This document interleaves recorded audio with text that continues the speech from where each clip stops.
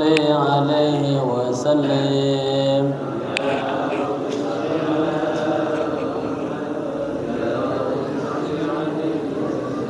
يا رب صل على محمد وافتح من الخير كل مغلق.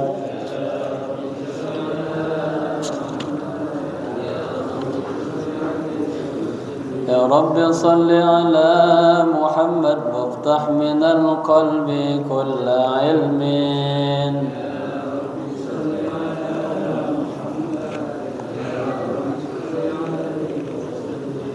يا رب صل على محمد وافتح من القلب كل سر.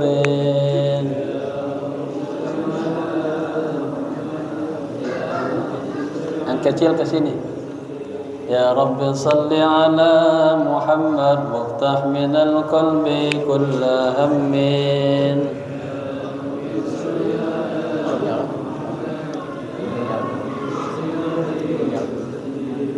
يا رب صل على محمد وافتح من القرآن كل آية.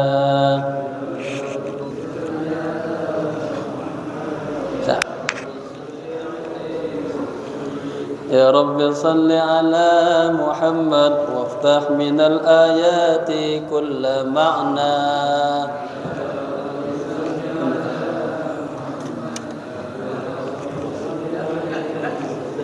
يا رب صل على محمد يا رب صل عليه وسلم.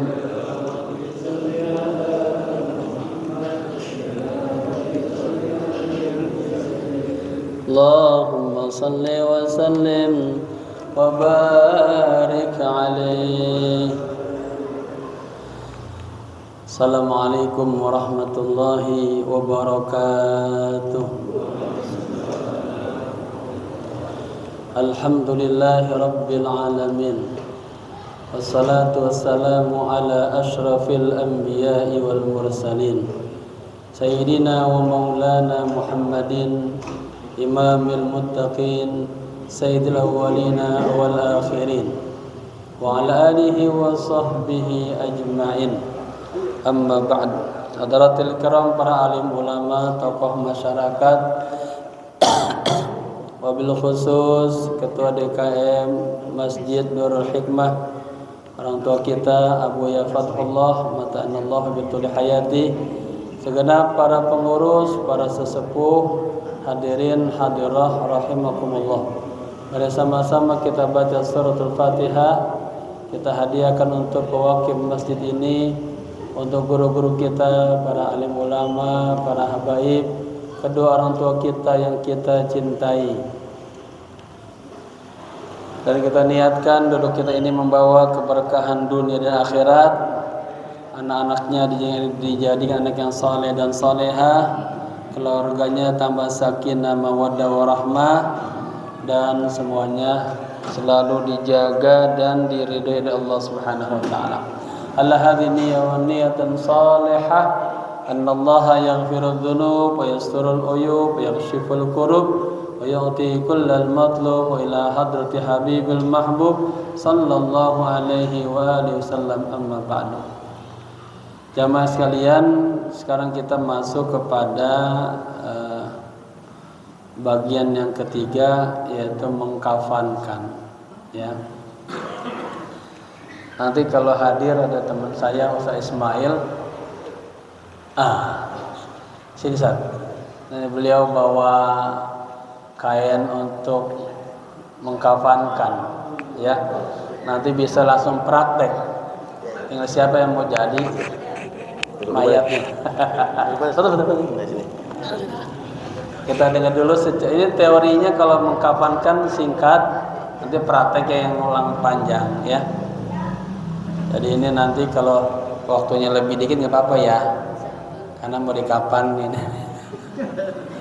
Bismillahirrahmanirrahim. Nawaitu ta'alluma wa ta'lima wal istifada wal ifada wal hatha ala tamassuki bi kitabillah wa sunnati Rasulillah sallallahu alaihi wasallam.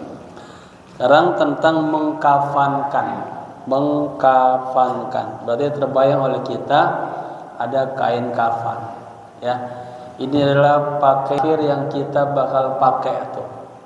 Walaupun kita orang kaya, mobilnya banyak, duitnya segudang gudang, tetap aja pulang nanti hanya bapak-bapak pakai 3 lembar kain kafan. Ibu-ibu 5 lembar. Ya, nanti ada beberapa hal lagi. At-takfinu ma'nahu, istilahnya tuh mengkafankan, bahasa Arabnya takfin. Artinya adalah at-taghattiyah wasattur, ya. Menutupi apa? Menutupi seluruh ya tubuh mayit.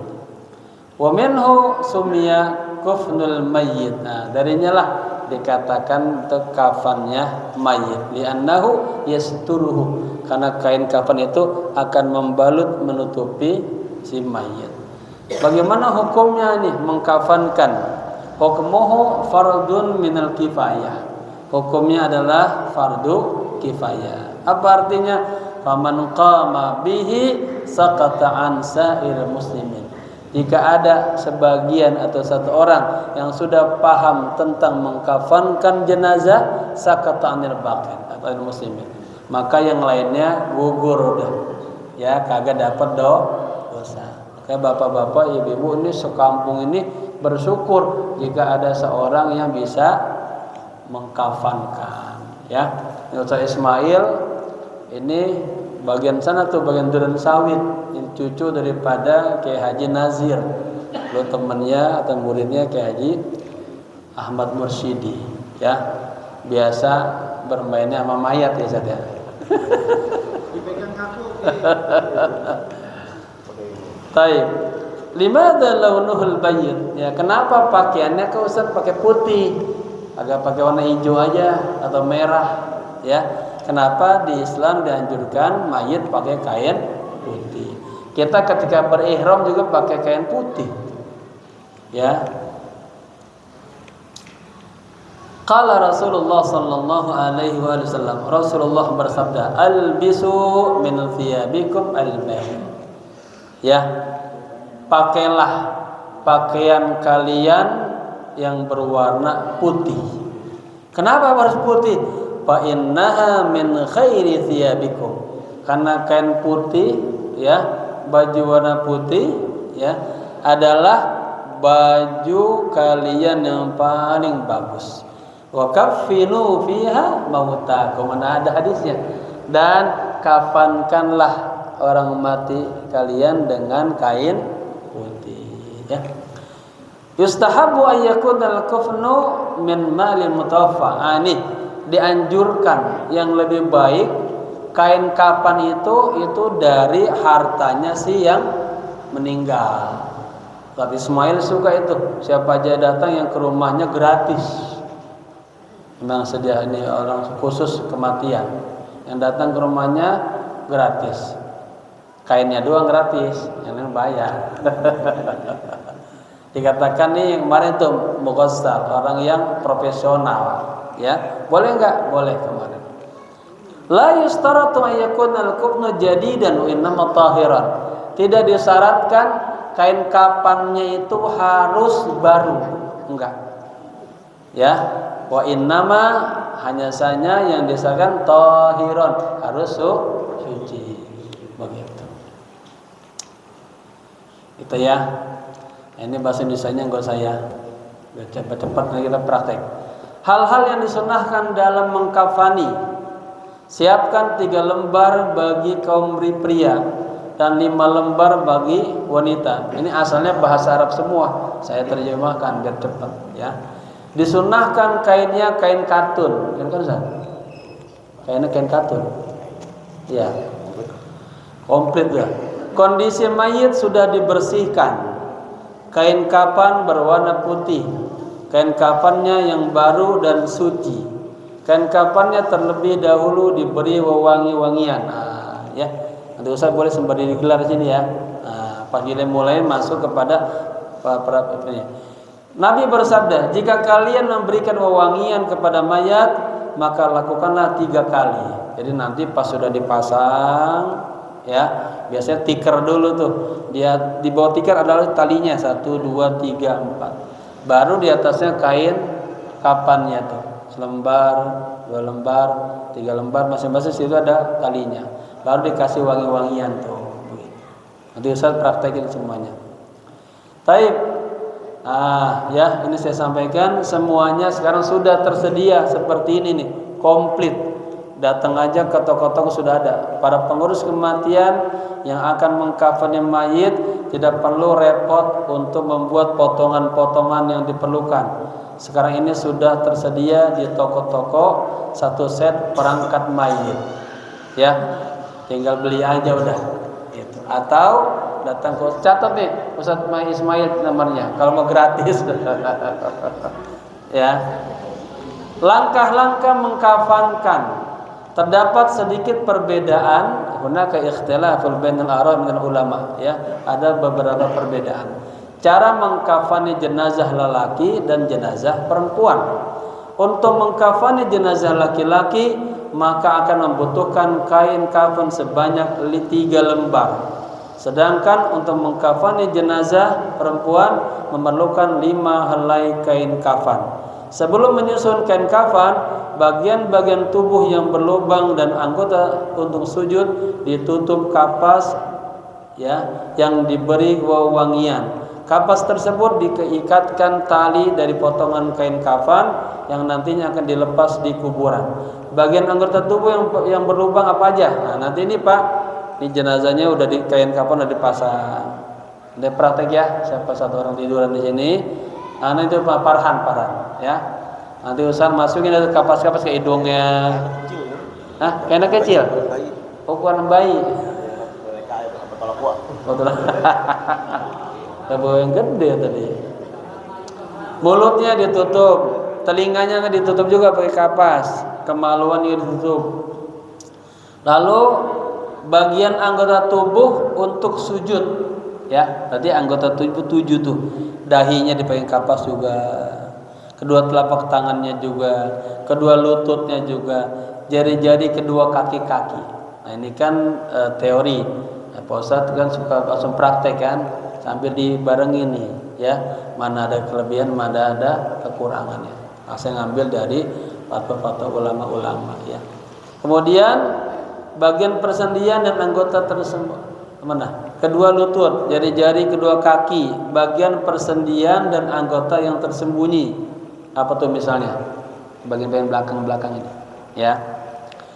Belakangnya kedua lutut. Nah, ini kan lutut belakang nih. Sini juga. Ketiak, ketek tuh. Belakangnya kedua telinga. Nah, di sini nih. Nah, kapas sih.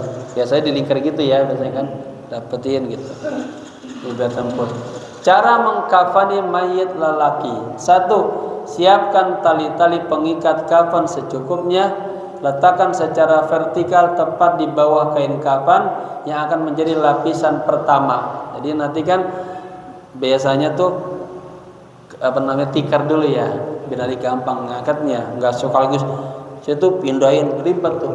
Pertama sudah digelar dulu tali-talinya, bikin 4 tikar dah.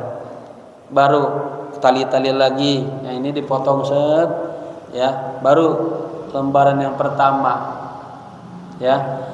Bikin lagi, bawa lembaran kedua sampai ketiga. Jadi nanti setiap satu ikat, 1, 2 ikat gitu, ya. Pas terakhirnya tikernya dah, tinggal dibawa ke keranda begitu. 2. Bentangkan kain kafan lapis pertama yang sudah dipotong sesuai ukuran jenazah. Biasanya ambil itu, ya, dia juga akan mengukur tinggi badan si jenazah. Oh, ya, dirobek tret itu. Udah paham dah. Ketiga, beri wewangian pada kain kafan lapis pertama. Jadi setelah tadi dilapis 3 lapis, digunting gitu. Bisa deh. Hah? Atau enggak bawa enggak? Kalian tadi bawa gitu ya. Taib. Beri wewangian pada kain kafan lapis kedua juga tuh. Bentangkan kain kafan lapis ketiga yang sudah dipotong sesuai ukuran jenazah. Kemarin saya lihat itu praktek di sana. Ada yang udah kayak bumbu kuning apa coklat gitu ya? Oh, itu bumbu cendana, bubuk tuh ya. Bubuk cendana.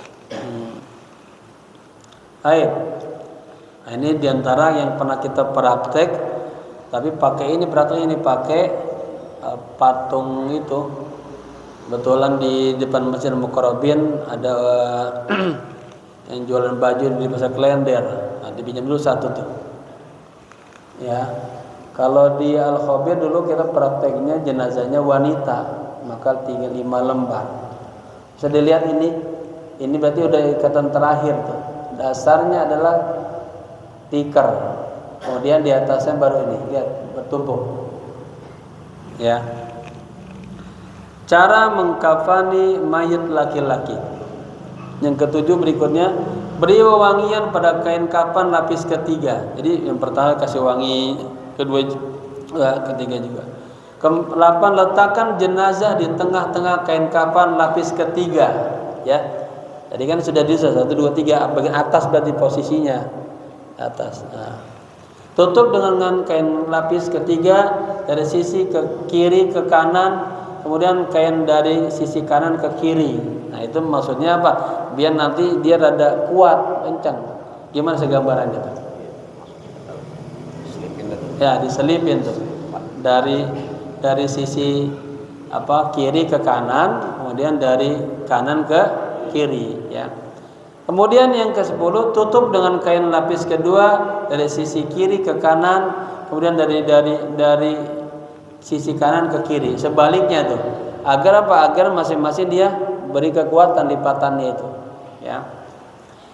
Tutup dengan kain lapis pertama dari sisi kiri ke kanan, kemudian kain dari sisi kanan ke kiri. 12, ikat dengan tali pengikat yang sudah disediakan. Berarti itu udah dua lembar itu, ya. Tinggal lembar yang ketiga. Kemudian bagaimana tentang mengkafani mayat perempuan? Jika yang meninggal perempuan, maka disunahkan menggunakan 5 kain putih. Nah, perempuan lagi lebih tebal, ya. Kelima kain itu berupa 1 helai sarung yang menutupi bagian pusar hingga anggota paling bawah. Khimar atau tudung yang menutupi bagian kepala. Nah, nanti dibikin tuh kalau ibu-ibu. Saya perhatikan lebih sulit ibu-ibu, ya. Karena bikin bagian kepalanya dulu, ya. Ibu-ibu ada yang bisa nggak di sini? Belum, ya. Nanti latihan, ya. Istrinya beliau juga sama. Pokok salah. Ini suami istri sepasang ini. Ya, dua-duanya bisa ini. Baik. Kemudian, jika yang meninggal perempuan, maka disunahkan menggunakan 5 kain putih.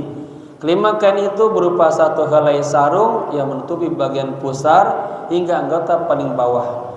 Khimar atau tudung yang menutupi bagian kepala. 2. Gamis yang menutupi bagian atas hingga di bawahnya sarung. Dan 2 lembar sisanya yang bisa membungkus seluruh jenazah. Ada yang berbentuk begitu, ada yang semuanya lembaran semuanya, ya, dengan dilipat-lipat. 1. Bentangkan 2 lembar kain kafan yang sudah dipotong sesuai ukuran jenazah. Kemudian letakkan kain sarung tepat pada badan antara pusar dan kedua lututnya. 2. Persiapkan baju gamis dan kerudung di tempatnya. 3. Sediakan 3 sampai 5 utas tali dan letakkan di paling bawah kain kafan. Jadi kayak gini nih, ini saya didudukin. Ini 1. Kemudian biasanya pas kaki karena 5 tuh. 1, 2, 3, 4, 5. Ya. Jadi ikatannya 1 bagian kaki, 2 di betis misalnya, ya. 3 pas perut, 4 pas ini lengan, baru 5 pas kepala. Gitu. Keempat, sediakan kapas yang sudah diberikan wangi-wangian yang nantinya diletakkan pada anggota badan tertentu. Berarti sama tuh, ya. 5. Setelah kain kafan siap, lalu angkat dan baringkan jenazah di atas kain kafan. Nah, iya. Udah rapi begitu, baru taruh. Jangan belum siap udah taruh, nah ribet ntar. Angkat lagi, lagi. Udah disiapin semuanya tuh.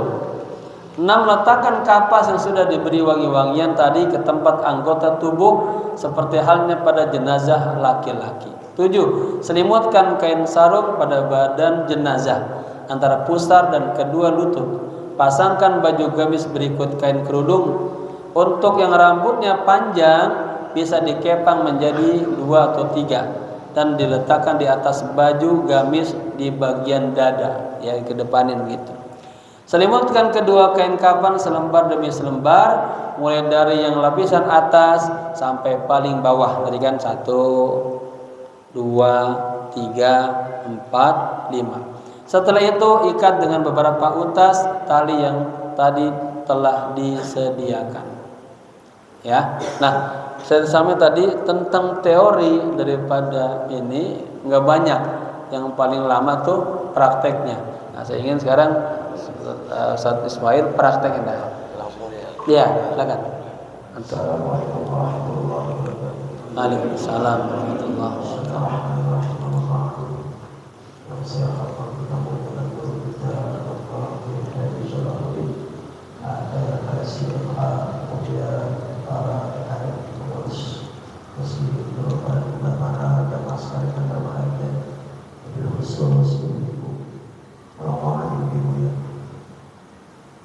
Ini saya tadi dari rumah nih Pak.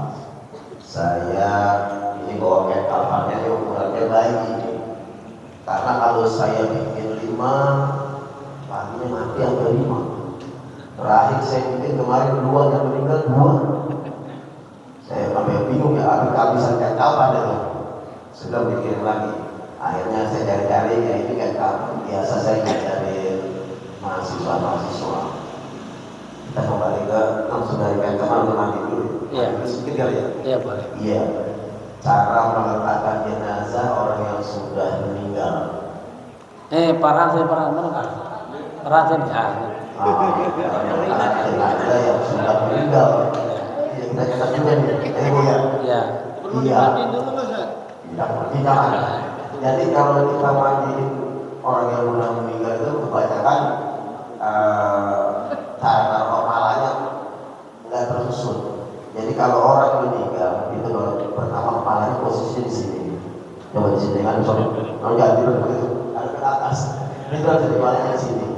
Iya, itu di sini, kepala di sini, kaki di sini, kaki di sini. Nah, letak di bawah. Ini letak yang pertama.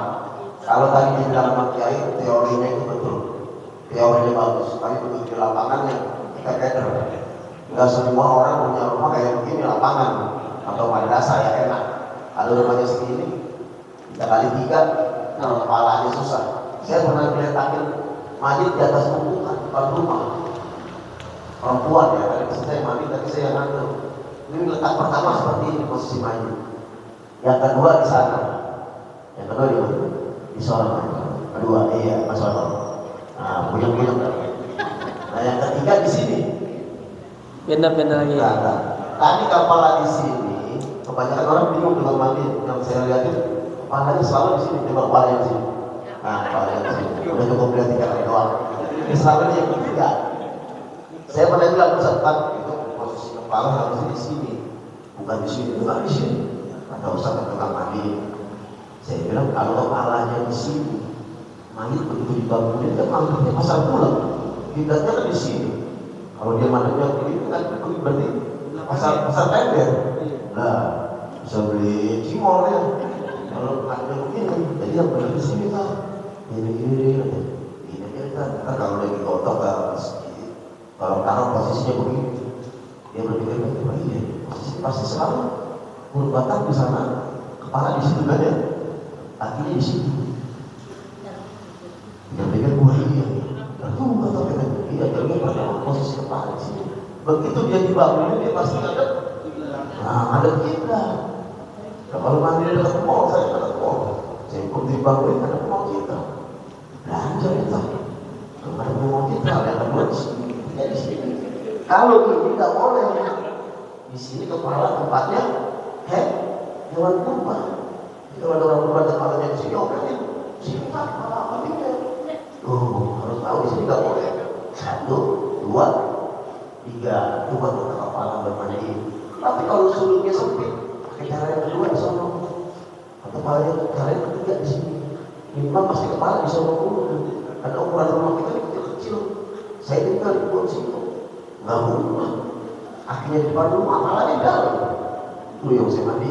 Banyak kejadian begitu. Malah Karena terakhir saya kemarin mandi tidak musim hujan. Saya mandi. Jadi ada terpengaruh sedikit buat naruh mayit. Hujan gede. Ya saya mandi. Jadi mandi juga air hujan. Sampai mandi batin segini mandi. Ada kotornya banyak ya. Saya bilang ya Allah. Jadi tidak di lapangan seperti apa teorinya. Cuma teori aja, kenyataan di lapangan itu. Nah, kita masuk kepada air kapan. Enak banget ya, masuk kita kepada air kapan. Kalau air kapan yang pertama sekarang ini udah mulai dihilangkan. Tikar sudah mulai dihilangkan, Bu. Mati mahal, Bu, mati. Jangan mati dulu ya, Bu. Mati mahal. Tikar aja 120. Lu beragam gedean ini yang kecil 100.000. Kalau di kolom pendek 40.000 tikar udah mulai dihilangkan. Tuh. Pada teorinya praktek kain kapan itu talinya selalu 5. Kalau saya enggak, karena rumahnya sempit.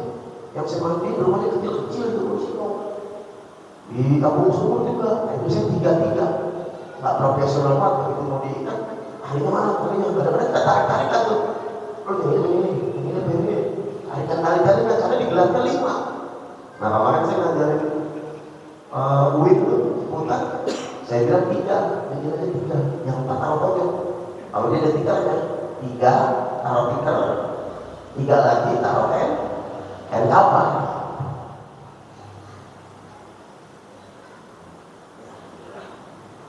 Sengaja saya bawa yang bayi aja deh kan. Ini kan nggak bisa tidur di bimbing. Saya Ismail pakai ini biar enak pakai itu.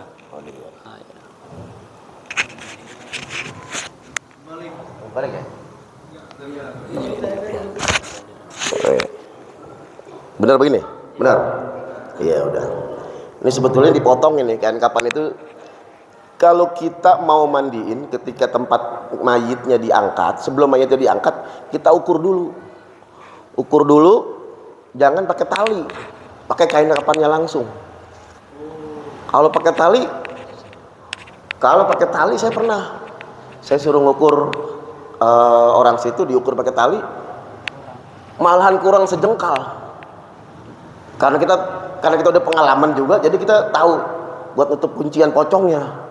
Jadi jangan langsung pakai kain kapannya, tarik aja kain kapannya. Pokoknya kepala praktis saja ya, saya kasih yang praktis, yang simpel gitu ya. Kepala sejengkal, kaki sejengkal, pokoknya lebihin kepala sejengkal, kaki sejengkal gitu. Jadi dilebihin.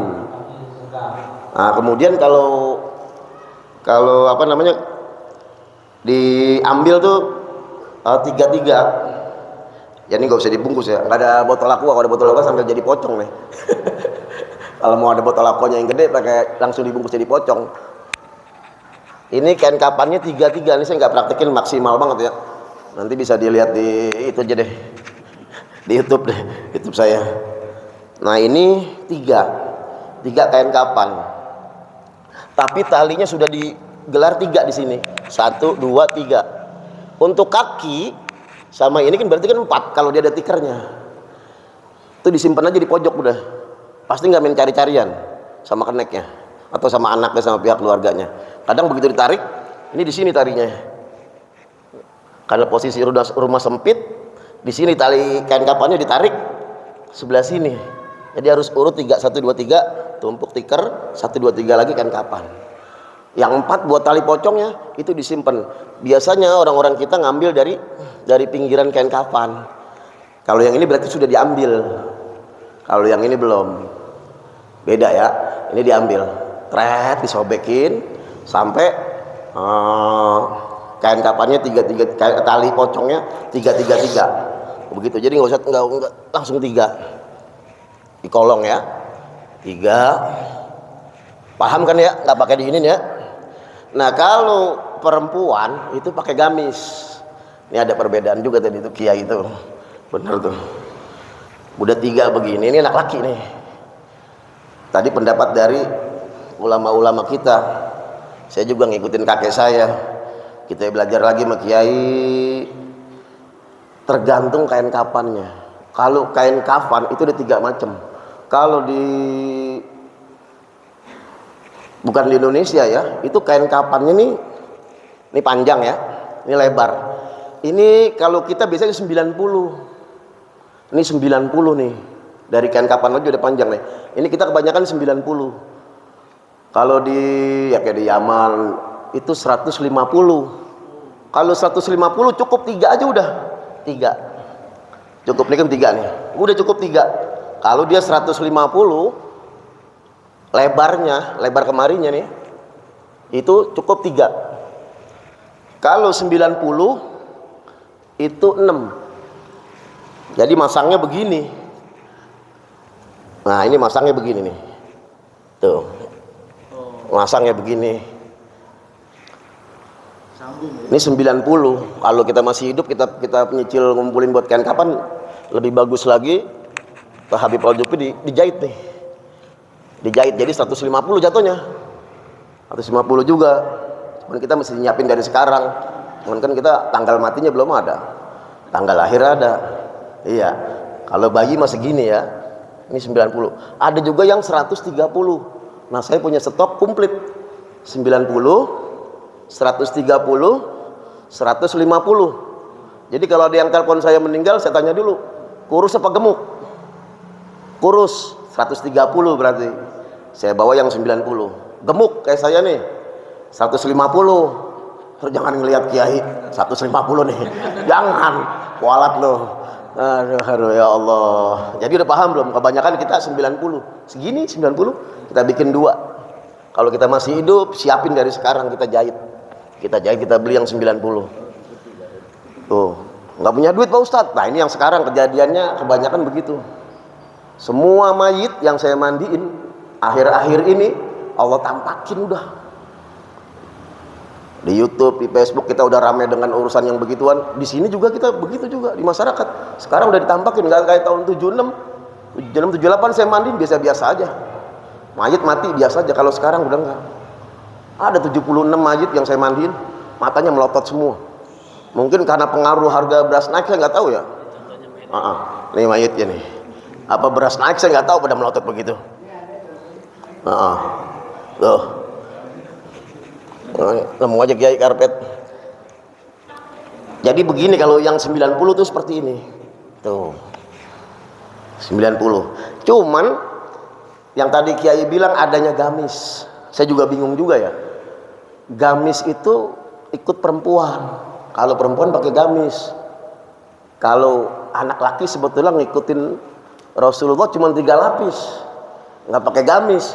Cuman kalau pakai gamis ya gampang aja sih. Kalau kain kapannya pas, pakein gamis. Kalau nggak pakai, kalau kain kapannya kain kapannya kurang, karena nggak semuanya kain sesuai sama petunjuk ya. Enggak. Kita beli di kolong klender, waduh. Kalau bikin gamis cuma begitu aja udah tuh. Gunting gue deh. Kalau ibu-ibu kan bikin bergok ya. Kalau istri saya bisa banget tuh. Serak, cepat banget, rapi banget istri saya. Kalah saya sama istri saya. Saya bilang, waduh, rapi banget dia. Kemarin mandiin tuh. Jadi cuma begitu aja udah bikin gamis tuh. Gunting aja udah. Kalau mau simpel-simpel nggak usah. Jadi yang kecilnya itu ada di kepala. Yang ini ada di sono. Tuh. Tarik lurusin. Tuh, ini kepala dia di sini tuh. Kalau ada kainnya lebih mah diapain aja boleh, dipercantik. Tinggal kepalanya masukkan, habis digotong nih. Kepala duluan yang masuk dari dalam rumah. Kita kan kalau namu kepala duluan masuk. Kalau mau pulang masukin begitu tuh. Taruh di sini, tinggal ditarik set jadi gamis tuh. Tuh, praktis aja udah. Tuh, jadi gamis. Cuman kainnya 90, kalau yang ini double nih ya, jangan sampai lupa nih. Jadi kita minimal bisa mandiin di keluarga kita aja. Nggak usah jauh-jauh kita mikirin mandiin orang. Mandiin keluarga kita aja udah gitu. Makanya saya bikin, jadi nggak ada yang dipersulit. Kalau bungkus itu masuk kiri, biasain. Kiri, kanan, kayak kita nggak bedong bayi nih. Kalau yang udah biasa enak, udah sampai kita padetin ya. Kiri dulu, kiri di sini ya, kiri ya. Jadi seperti kita orang sholat. Nah, ini kita padetin, kita kencengin ini sampai dapat kain pocong. Tuh, dapat kain pocong tuh ya. Tuh, sampai dapat. Dari kaki dah tuh, ikat sini, ikat sini, terus sampai di kepala. Ikatnya di kain kapannya, posisi talinya di mana? Nah itu tuh yang sering ketuker. Tergantung. Sekarang udah berubah lagi. Dulu kita kalau kain kapan selalu diikat di kiri, ya kan? Begitu mayat ngadep sini, gampang. Sekarang, dulu selalu di sini. Gitu. Saya pernah nguburinnya di mana? Saya tanya kuburannya dulu. Nguburinnya di mana? Nguburin di kampung kapuk. Wah, kalau kuburan di kampung kapuk saya tahu. Tanggalinya cetek, sempit. Gitu. Jadi saya ikat aja di sini. Atau nggak belah sini, udah sebelah sini aja. Saya gituin aja. Nanti bukanya pas di tanah buka, jangan dimiringin dulu. Karena kita susah buat duduknya kalau di kampung kapuk. Kalau di penggilingan, layur, perumpung, bahkan harganya saya juga tahu juga ya. Di perumpung, TPU Buaran, saya ada surat-suratnya juga. Di Buaran saya disuruh juga diamanatin berikut harganya. Itu di sini kita, di sini 5 nih. Jadi begitu diginiin bukanya gampang. Tuh, tali pocong jangan ditarik disimpan di kantong, jangan. Cipinang Muara begitu tuh, ada yang buntel pocong tuh. 2010 tuh. Kalau Covid anak laki mandiin perempuan. Tuh, di daerah Sumatera tuh. Karena dia nggak ngaji. Jadi begini ini penting ini. Ada nggak sih anak laki mandiin anak perempuan? Ada tuh kejadian kan. Langsung rumah sakitnya dipanggil sama MUI itu. Jadi begini, udah diikat semuanya ya udah, tinggal diginin aja. Cuman ada beberapa mayit-mayit yang aneh-aneh. Ada nggak sih? Banyak. Apalagi zaman sekarang udah ditampilin sama Allah udah dikasih lihat. Sekarang pertanyaannya begini aja. Saya sama istri saya kalau lagi berdua, istri saya habis mandiin di sono, malamnya saya nggak dengerin. Apa dia cerita, istri saya cerita. Dia nggak cerita sama siapa-siapa. Kalau istri saya cerita, kalau orang mandiin seperti akhlaknya tuh, nggak jaminan kita ahli ibadah, nggak jaminan. Pokoknya kita kerjain yang Allah redoin perbuatan kita. Begitu dah, nyingkirin duri dah paling kecil dah istilahnya, bersihin comberan gitu dah ya. Gitu. Saya pas bapak saya meninggal nih 2 tahun lalu, kain kapan udah saya gratisin aja udah. Saya nggak nyari duit, tapi Allah datangin aja. Mau artis kayak ke rumah kayak, pada ngasih kain kapan. Saya beliin kain kapan, saya gratisin. Pahalanya buat bapak saya. Bayi 2 kemarin sampai saya gratisin semua. Sampai kain kapan gratis, mandiin gratis. Ntar tanya kiai, kalau mandiin ada nggak hadisnya harus diupain? Setahu saya sih ada, upah orang mandiin orang mati. Tapi kalau kain kapan bisa digratisin. Ada juga yang ikut rukam apa gazebo tuh sebulan 1000 yang lagi rame sekarang. Ada juga yang ikut Yayasan Mawar Merah atau Kamboja gitu ya. Gitu. Kalau Kamboja, Yayasan Mawar Merah sering saya diundang tuh buat seperti ini. Gitu. Jadi ada bedaknya juga ya, Bu. Di sini kalau mau dicium nih, dibedakin dulu. Kita lengkap ada bedaknya. Nah, saya bikin juga nih. Kemarin bikin 100 botol. Ini namanya sabun bidara. Dari daun bidara juga nih saya bikin nih. Saya bikin 100 botol, habis. Tuh, ada aja yang ngeborong tuh. Saya kembaliin lagi buat beli kain kapan. Saya kalau pulang saya ngeliat gantungan rumah saya ada kain kapan nggak, lengkap nggak? Sekarang habis. Tadi kiai telepon, waduh, kain kapannya nggak ada. Lagi juga mayitnya nggak ada. Ternyata ada juga ini, tapi hidup ini. Alhamdulillah. Jadi kalau udah dibungkus begini udah dibedakin, terakhir dikasih bedak, mayitnya dikasih bedak. Kalau mau dipraktekin bener, tadi saya lengkapin kain kapan saya bawa, saya cariin dulu ya. Karena ini mendadak, jadi ini bayi. Tapi seperti inilah bayi. Saya terakhir puasa mandiin bayi di pinggir buaran nih. Saya mandiin, begitu saya buka udah merah semua, darah 4 bulan. Apa prematur. Begitu saya taruh darah semua. Suaminya ngegeletak, nggak kuat ngguyurin, akhirnya saya bersihin sampai bersih, sampai kinclong, sampai kelihatan. Suaminya pingsan karena ininya copot. Saya bilang lah, alat kelaminnya copot bayi ini gimana dokter? Udah aneh-aneh sekarang, sampai copot. Saya bilang copot, bapaknya pingsan. Saya mandiin aja, saya mandiin, saya sholatin, saya taruh di kuburan saya di Buaran nih. Saya taruh yang di Buaran aja deket tuh, saya taruh aja di Buaran. Saya gratisin aja udah, karena Allah aja udah dijamin sama, saya percaya banget tuh.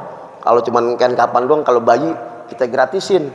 Kan kemarin kan yang mati banyak nih, jadi agak-agak bayar dikit dah kalau yang dewasa gitu. Kalau dewasa harus ya bayar sedikit lah. Kalau beli juga kan mahal kalau lengkap. Saya sampai patok kuburannya saya ada. Jadi di rumah saya itu patok kuburan yang warna hitam tuh ada, tinggal nulis pakai spidol. Tuh. Jadi saya kalau makan depan saya patok. Yang namanya rumah segitu-gitunya ada patok kuburan, di atasnya kain kapan baris. Kehidupan saya begitu-gitu aja udah. Makanya kagak berani ibadah juga saya. Iya. Tuh, jadi kain kapan itu saya kalau meninggalnya malam, ya Bu, kalau meninggalnya malam butuh kain kapan, mandiinnya pagi, kita bisa adain. Cukup KTP sama kartu keluarga, gitu ya. Kalau meninggal dadakan, nyerah juga saya. Tapi kalau ada, pasti saya kasih.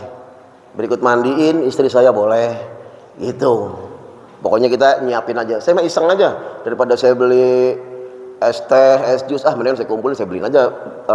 Saya beliin kamper. Saya beliin kamper yang gocengan tuh di BKT. Jadi kita kalau meninggal banyakin kamper kalau sekarang. Jadi berbagai macam orang meninggal itu bagaimana perbuatannya.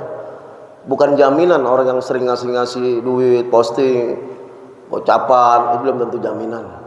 Beneran, kalau saya ceritain sampai pagi, udah berapa ratus mayit yang aneh-aneh. Terutama yang dari rumah sakit, mandiin orang meninggal itu jangan dikata enak.